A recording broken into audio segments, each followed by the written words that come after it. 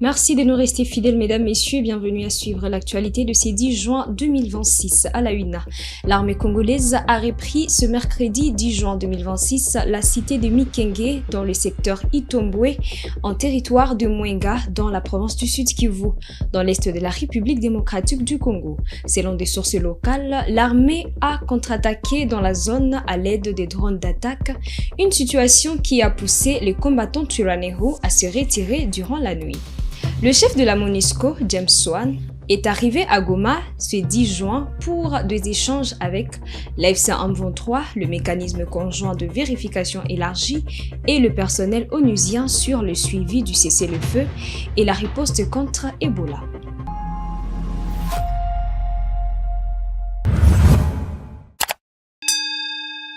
Bonjour. L'armée congolaise a repris ce mercredi 10 juin 2026 la cité de Mikenge dans le secteur d'Itombwe en territoire de Mwenga dans la province du Sud Kivu dans l'est de la République démocratique du Congo. Selon des sources locales, l'armée a contre-attaqué dans la zone à l'aide des drones d'attaque, une situation qui a poussé les combattants Twirwaneho à se retirer durant la nuit. Jospin Hangui. Selon des sources locales, l'armée a contre-attaqué dans la zone à l'aide de drones d'attaque et de combat, une situation qui a poussé les combattants Twirwaneho à se retirer durant la nuit. Les forces armées de la RDC et leurs alliés Wazalendo sont arrivés dans la zone dans la matinée. Une information confirmée par une source sécuritaire de l'armée congolaise qui affirme avoir repris ce matin Kalingi et Mikenge. Une source administrative dans la zone a témoigné à Kivu Morning Post que des combats violents entre les combattants Twirwaneho alliés à l'F-123 et l'armée congolaise alliée aux miliciens Wazalendo et à l'armée burundaise étaient toujours en cours à Mikenge, Kilulwe et Kakenge dans la région de Minembwe ce mercredi 10 juin 2026 au matin.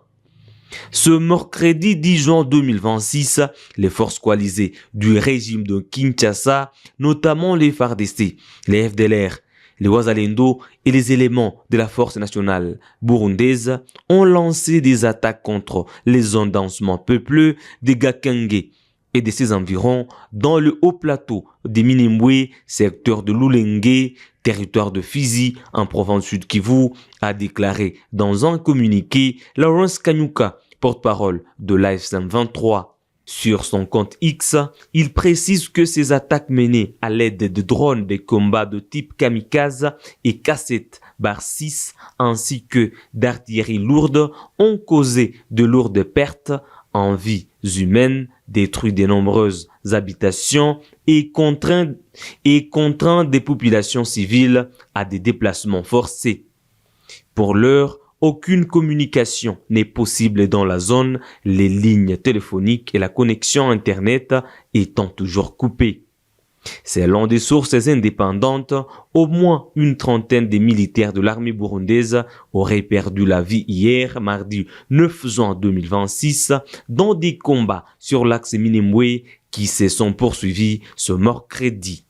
Le représentant spécial du secteur général de l'ONU en RDC et chef de la MONUSCO, James Swan, est arrivé à Goma ce mercredi 10 juin 2026.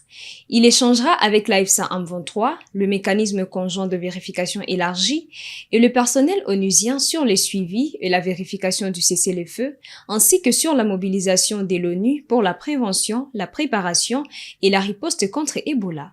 Les nouveaux administrateurs de territoire et administrateurs assistants, ainsi que le bourgmestre adjoint, chefs des cités et leurs adjoints, récemment nommés par l'AFC M23 dans la province du Sud Kivu, ont été reçus mardi à Bukavu par le vice-gouverneur de Nia Bwenge. Cette rencontre s'inscrivait dans le cadre des orientations administratives et de prise de contact avec les nouvelles autorités locales. Reportage. Les nouveaux nominés par la hiérarchie du mouvement révolutionnaire Alliance Fleuve Congo, AFC-M23, pour diriger les entités libérées, sont appelés à marcher selon la ligne de la révolution. C'est l'objet d'une réunion de prise de contact convoquée ce mardi 9 juin par le vice-gouverneur chargé des questions politiques, administratives et juridiques, Dux Dunia Masumbuko Bwenge. Devant les nouveaux dirigeants récemment désignés par la coordination de l'AFC-M23, il exigeait l'exemplarité. Objectif, c'est démarquer de ce qu'ils remplace. La révolution a besoin de dirigeants dignes, modèles et au service de la population. Vous devez marquer votre passage sur tous les plans, a insisté le chargé des questions politiques, administratives et politiques. Entouré des conseillers du gouverneur de province en charge de l'intérieur, de la sécurité et de la politique, Dunia Masumbuko Bwenge s'est montré ferme à l'endroit des nouvelles autorités territoriales. Il les a félicités pour la confiance que la hiérarchie du mouvement vient de leur accorder, tout en leur recommandant prudence et vigilance. Le vice-gouverneur a rappelé les rôles centraux des administrateurs des territoires et des bourgmestres, notamment garantir l'autorité de l'État, assurer la sécurité des personnes et de leurs biens, mobiliser la population autour des actions de la révolution et rendre des comptes à la hiérarchie. Ils sont les premiers relais de l'administration sur le terrain. La réunion s'est tenue dans la salle de réunion du cabinet du gouverneur à Nyamoma à la Botte, dans la commune d'Ibanda. Une première guérison de la maladie à virus Ebola a été enregistrée à Mongwalu. L'équipe de riposte a remis un certificat de guérison au pasteur Kasereka, marquant une étape encourageante dans la lutte contre la 17e épidémie d'Ebola en Ituri. Oui, ici nous sommes dans la zone de santé de Mongwalu, qui vient d'avoir son premier guéri, un pasteur de l'église catholique. Hier, nous étions ici à Mongwalu et quand on nous a annoncé qu'il y avait un guéri qui allait, on attendait son deuxième résultat test qui est revenu négatif et qu'aujourd'hui on devait le sortir parce que c'est le premier guéri ici dans la zone de santé de Mongwalu. Je suis venu avec l'équipe de l'INSP et les partenaires pour vraiment montrer à la communauté de Mongwalu qu'il y a de l'espoir et que si nous continuons à conjuguer encore les efforts ensemble avec la communauté, nous pourrons ensemble arriver à contrôler cette épidémie dans les meilleurs délais. Nous avons profité aussi pour consoler les familles éprouvées. On nous a montré qu'il y avait une famille qui a perdu une infirmière et qu'on a dû enterrer avant-hier.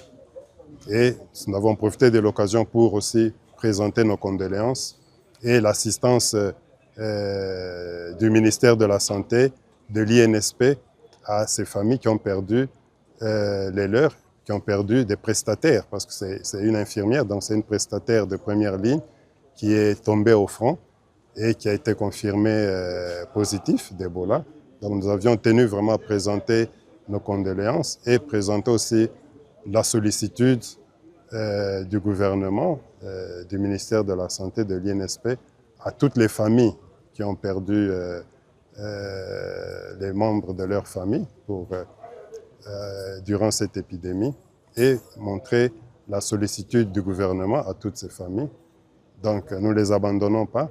Nous reconnaissons le travail qui a été fait par les prestataires de première ligne, donc les médecins, les infirmiers, et nous continuons encore à les encourager parce qu'ils continuent à travailler, à être au front.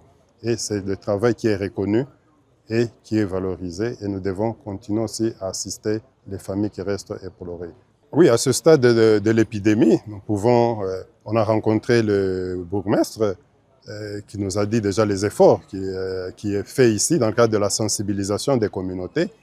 Et on voit déjà qu'il y a des signaux positifs parce que le bourgmestre lui-même nous a dit qu'environ une grande partie déjà de la communauté commence à accepter, à adhérer aux interventions de santé publique que nous menons, qui collaborent déjà avec nos équipes, ce qui est déjà un très bon signe.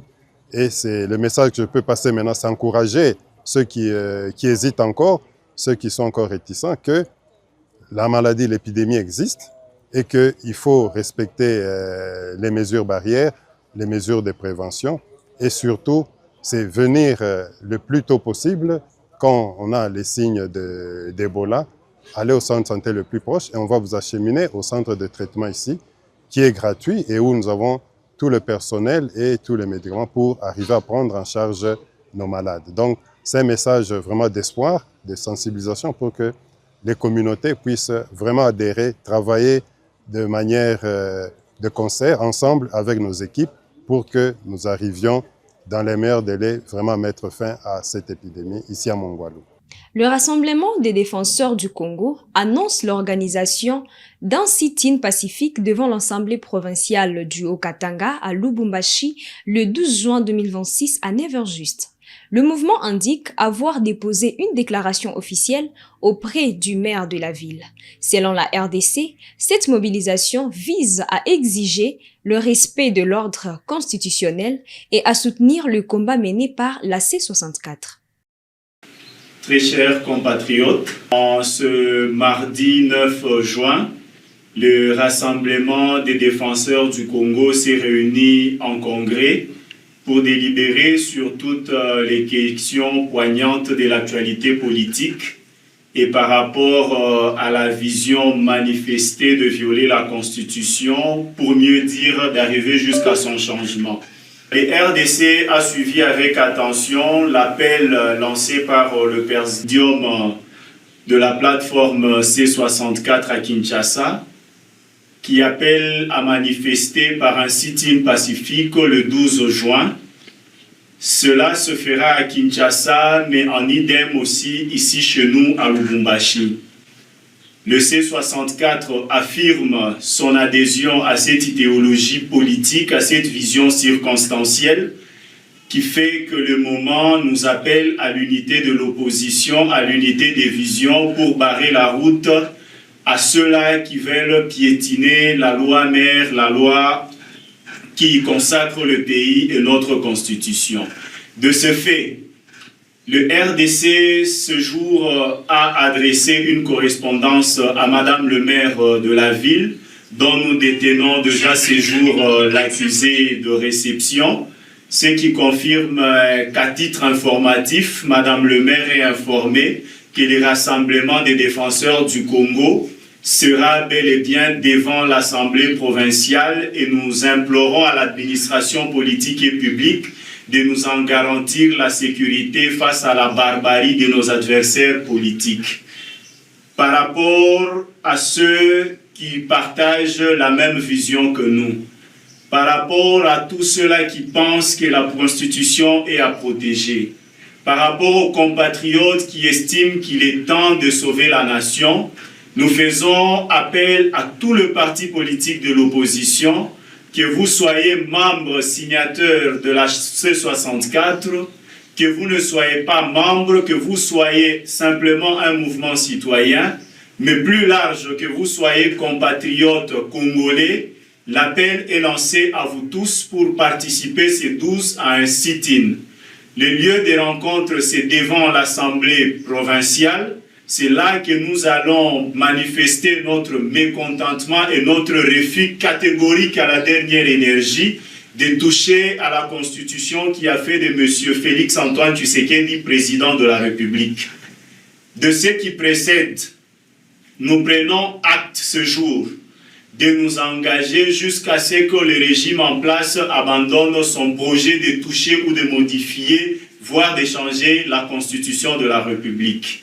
Nous faisons appel aux mamans, aux filles, aux garçons de la République, à tous ceux-là qui savent la souffrance qu'ont connue nos héros nationaux dans la lutte de la démocratie, à ceux-là qui ont conscience de la lutte du feu Étienne Tshisekedi pour la préservation de la démocratie dans notre pays, à vous tous qui avez la conscience que notre République, elle doit garder sa forme démocratique, nous faisons appel à vous pour que nous puissions le 12 pacifiquement dans l'ordre et le respect des lois établies, prouver et marcher jusqu'à ce que nous atteignions l'Assemblée provinciale où sera lu notre mémo et déposé entre les mains de l'autorité politique en province. Cela dit, nous vous remercions.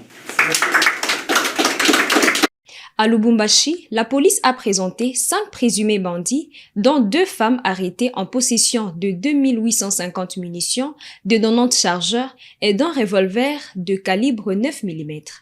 Le groupe de recherche et d'investigation criminelle les a présentés lors de la parade hebdomadaire au commissaire provincial adjoint chargé de la police administrative. Commissaire provincial de la police nationale congolaise Yo Katanga, actuellement en mission à Lyon, en France. Les groupes de recherche et d'investigation criminelle, conduits par le colonel Simplice Chikala, a procédé à l'arrestation de 5 présumés criminels, dont 2 femmes. Ces délinquants ont été présentés ce lundi 8 juin 2026 au commissaire provincial adjoint chargé de la police administrative, le colonel Balé Agwaki John au cours de la parade hebdomadaire qu'il a présidée. Au cours de cette présentation, le colonel Simplice Chikala a également exhibé un important lot de matériel saisi entre les mains de ces hors-la-loi, notamment plus de 2850 munitions de calibre 7,62 mm, plus de 2 chargeurs garnis destinés aux fusils AK-47, ainsi qu'un des revolvers calibre 9 mm.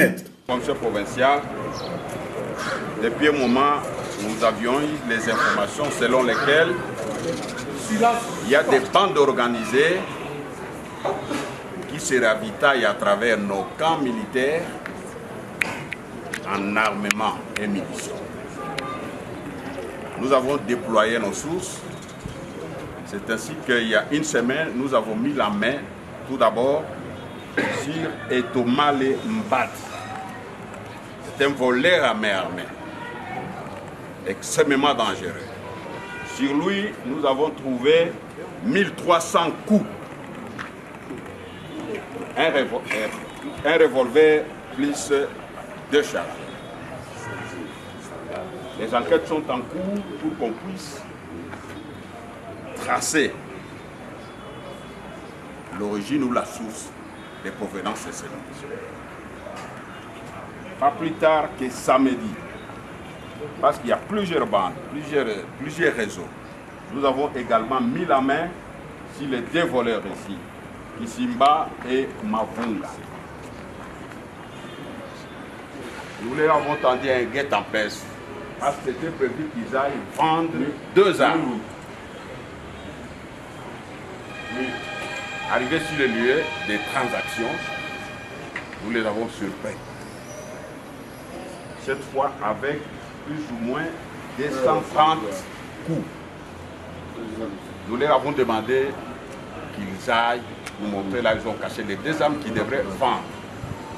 C'est ainsi que nous avons fait la descente. Ils nous ont dirigé, c'est Madame Aridja Faïla. C'est chez elle que nous avons retrouvé 1420 coups. Donc si vous voyez au total, nous sommes dans environ 2700 et plus. Plus ou moins 90 chargeurs garnis.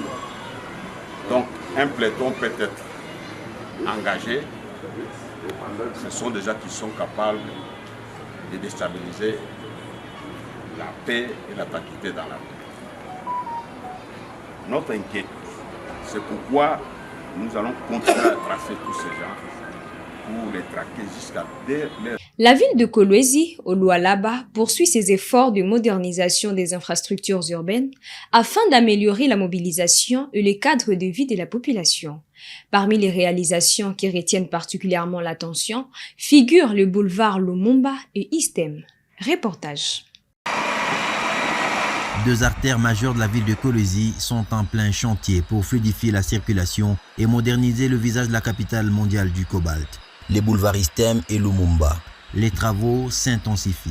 Sur le boulevard Istem, l'entreprise Malta Forest franchit une étape clé, pose de l'armature pour couler le radier général des caniveaux. Objectif, des ouvrages d'assainissement durable. Les caniveaux sont calibrés à 60 cm sur 60 en longueur tout comme en largeur. Côté structure de la chaussée, les équipes enchaînent. Couche de fondation puis pose de la géogrille pour renforcer la stabilité du sol. Après la couche de base, suivront l'imprégnation et la pose de l'enrobé. À terme, les usagers circuleront sur 2 bandes de 8 mètres chacune. 8 mètres pour l'aller, 8 mètres pour le retour. Un gabarit moderne pour désengorger cet axe stratégique. Autre front, autre cadence. Sur le boulevard Lumumba, l'entrepreneur est à la seconde étape des travaux de modernisation sur le tronçon partant de l'avenue Kasenga jusqu'au rond-point Mwangeji. Sur place, les engins sont à l'œuvre. Compactage de la caillasse pour assurer une assise solide. La future avenue affichera 18 mètres de largeur, caniveau inclus de 80 cm sur 80 en profondeur et en largeur pour mieux gérer les eaux des pluies. Le changement est radical. Avant, la route ne faisait que 6 mètres de part et d'autre. Aujourd'hui, le chantier prévoit 20 cm de caillasse pour la couche de fondation et 15 cm pour la couche de base. Autre innovation, une berne centrale sera aménagée pour poser les lampadaires et éclairer l'avenue. Selon le planning, les travaux pourront prendre fin dans 2 mois. Pour s'assurer du respect des normes et des délais, le conseiller en communication de la gouverneure a fait la ronde des chantiers, une descente sur le terrain pour Josué Mouyumba Nyangé afin de constater l'avancement réel des travaux, échanger avec les ingénieurs et évaluer les défis techniques. Élargissement, assainissement, éclairage public, du boulevard Istem au boulevard Lumumba, Koulouzir redessine ses artères, des chantiers qui répondent à une attente forte de la population, circuler mieux, circuler en sécurité. À Kananga, après les travaux réalisés sur les axes Notre-Dame, avenue Lulua et route de l'aéroport, l'entreprise Safrimex poursuit l'asphaltrage du trajet Oasis. Le gouverneur du Kasaï central s'est rendu sur les chantiers afin de constater l'évolution des travaux. Suspendus il y a quelques jours, les travaux d'asphaltage inscrits dans le projet 11 km, tronçon compris entre Notre-Dame et l'aéroport de Kananga sur la nationale numéro 1, ont bel et bien repris. Pour l'heure, le point visé reste à l'entrée Oasis au point kilométrique 5 en direction du marché Chambadiba. Le gouverneur du Kasaï central, Joseph Moïse Kamboulou Konko, a été sur les trajets lundi 8 juin 2026 où il a salué cette mobilisation. L'entreprise Safrimex procède journalièrement à la pose de la couche d'enrobé sur au moins 500 mètres avec l'idée d'atteindre le rond-point Pax dans l'espace de 30 jours, a indiqué son directeur provincial, Moustapha Har. On remercie son excellence de son descente sur le terrain comme on avait planifié depuis tous ces temps passés. On avait attendu cette période sèche pour commencer les travaux de la pose de l'enrobé. Par jour, on pose une quantité qui est presque égale à 500 tonnes, qui peut couvrir une partie de 300 mètres linéaires de 2 bandes. Mais vu qu'il y a la circulation permanente sur la chaussée, on est toujours obligé de travailler sur 2 bandes séparées. On exécute 600 mètres d'un côté pour permettre la circulation le deuxième jour, et puis on travaille de l'autre côté. Dans ce rythme-là, on peut arriver à asphalter 1 km pendant 3 à 4 jours. Un peu plus tôt, le chef de l'exécutif provincial s'était d'abord déployé à la jonction de la route nationale numéro 1 et celle de Kalamambouji dans la commune rurale de Matamba. Ici, le gouverneur Kamboulou a réussi à faire appliquer le plan d'exécution autrefois non respecté, donnant ainsi la voie au redémarrage des travaux de drainage d'eau. L'agence congolaise des grands travaux ACGT, maître d'ouvrage délégué par les biais de son point focal, lui a traduit sa gratitude pour avoir joué au sapeur-pompier. Fin de cette actualité de ces mercredis 10 juin 2026. Merci à vous, mesdames, messieurs, de nous avoir suivis du début à la fin. On se fixe rendez-vous pour de prochaines actualités. Au plaisir.